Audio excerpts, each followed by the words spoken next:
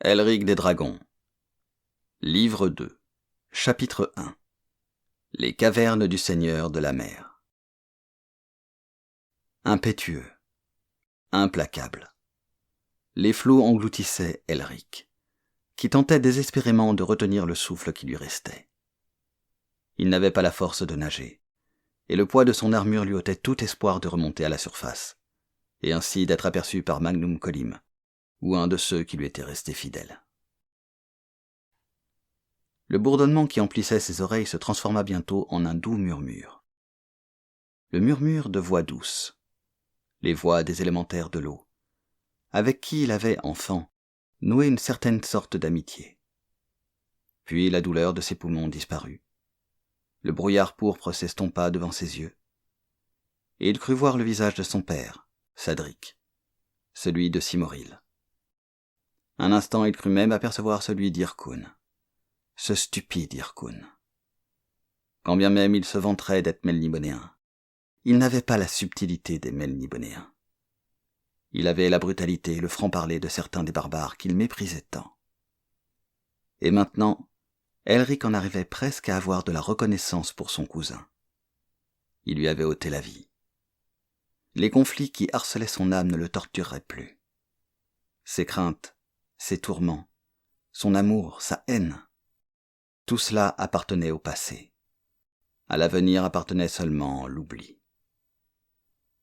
Et lorsque le dernier soupir il rendit, à la mère de son corps il fit l'offrande, à Stracha, seigneur des élémentaires de l'eau, camarade de jadis du peuple melnibodéen. Ce faisant, il se rappela l'antique incantation par laquelle ses ancêtres invoquaient Stracha.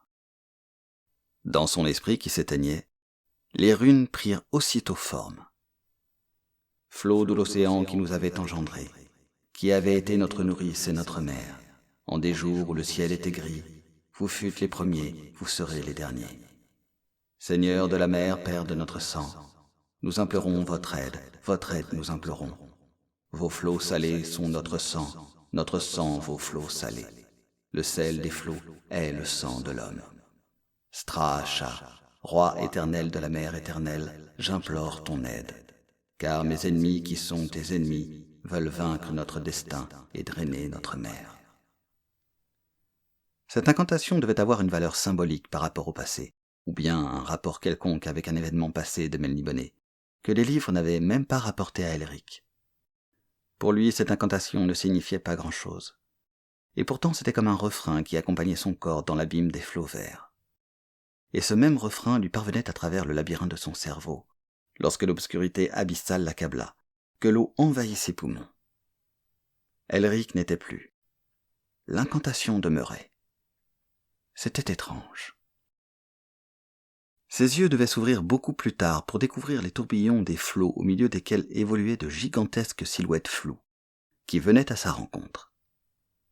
La mort était longue à s'installer, et les rêves vinrent remplir ce prélude à la mort.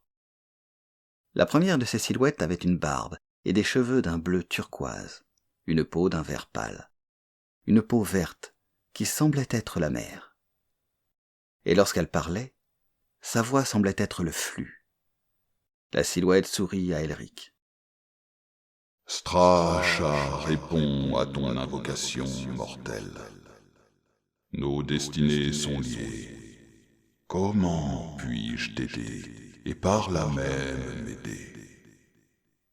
Elric avait la bouche emplie d'eau, mais son rêve ne pouvait l'empêcher de parler. Il dit « Seigneur Stracha, les peintures dans la tour d'Arputna, dans la bibliothèque, je les ai vues quand j'étais enfant, Seigneur Stracha. » Le roi de la mer tendit ses mains vertes comme la mer. « Oui, tu nous as invoqués. Tu as besoin de notre aide. Nous respecterons l'ancien pacte que nous avons conclu avec ton peuple. » Non, je ne voulais pas vous invoquer. Les mots sont venus spontanément à mon esprit qui se meurt. Je suis heureux de sombrer dans les flots, Seigneur Stracha. C'est impossible. Si ton esprit nous a invoqués, c'est qu'il veut vivre. Nous l'aiderons.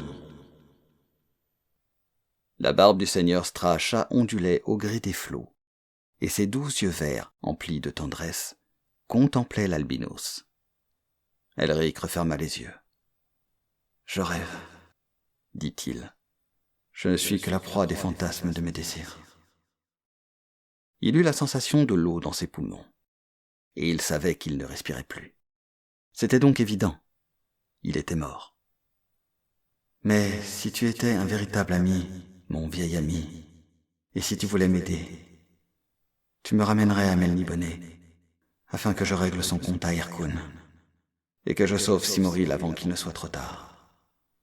Mon seul regret, c'est le tourment que va connaître Simoril si son frère devient empereur de Melniboné. » Est-ce tout ce que tu demandes aux élémentaires de l'eau?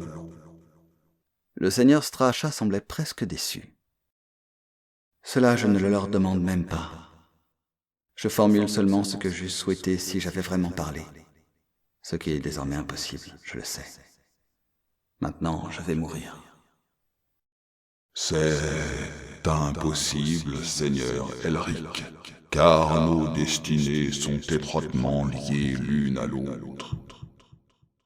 Et je sais que ce n'est pas encore l'heure de mourir pour toi. C'est pourquoi je vais t'aider comme tu me l'as suggéré.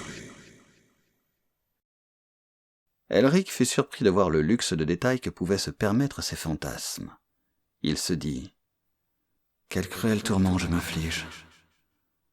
Maintenant je dois me faire à l'idée de la mort. » Tu ne peux mourir. Pas encore. Il eut alors l'impression que les douces mains du seigneur de la mer le transportaient dans un dédale de corail aux délicates teintes roses. Elric venait de quitter les flots de la mer. Il sentit ses poumons et son estomac se libérer de l'eau, son souffle revenir. Serait-ce qu'il avait été transporté au niveau légendaire des élémentaires? Un niveau qui coupait celui de la terre et sur lequel habitaient la plupart de ces élémentaires? Ils arrivèrent enfin dans une gigantesque caverne circulaire, aux parois de nacre rose et bleu. Ils prirent du repos. Le roi de la mer étendit Elric sur le sol, qui semblait être du sable blanc fin, mais qui, en fait, n'en était pas. C'était une sorte de matériau élastique, sur lequel l'empreinte des pas aussitôt disparaissait. Chaque pas du seigneur Straacha s'accompagnait du bruit de la vague qui se retire. Le seigneur de la mer foulait le sable blanc. Il se dirigeait vers un large trône de jade blanc. Il y prit place, reposa son menton vert sur son poing vert, et sur Elric posa un regard perplexe et attendri. Elric était encore faible, mais il respirait. Il avait l'impression que l'eau avait empli son corps, puis l'avait purifié en se retirant. Il savait qu'il avait toute sa lucidité d'esprit. Et il était déjà moins sûr de rêver. « Je m'explique encore mal pourquoi vous m'avez sauvé, seigneur Straacha, » murmura-t-il allongé sur le sable. « Les runes, nous les avons entendues, et nous sommes venus, tout simplement. » Oui, mais la sorcellerie, ce n'est pas seulement cela. C'est aussi des psalmodies, des symboles, des rites de toutes sortes. Du moins, était-ce cela jadis? Peut-être les rites deviennent-ils parfois ces invocations qui nous ont fait parvenir ton appel. Quand bien même tu aurais souhaité mourir, il était évident que tu ne voulais pas vraiment mourir. Sinon, l'invocation ne nous serait pas parvenue avec autant de netteté et de rapidité. Oublie tout cela maintenant. Lorsque tu te seras reposé, nous ferons ce que tu nous as demandé. Elric se dressa péniblement sur son séant. Vous avez parlé tout à l'heure de destinée liée. Savez-vous quelque chose sur ma destinée? Quelques éléments, oui, je pense. Notre monde vieillit. Les élémentaires étaient puissants sur votre niveau, autrefois.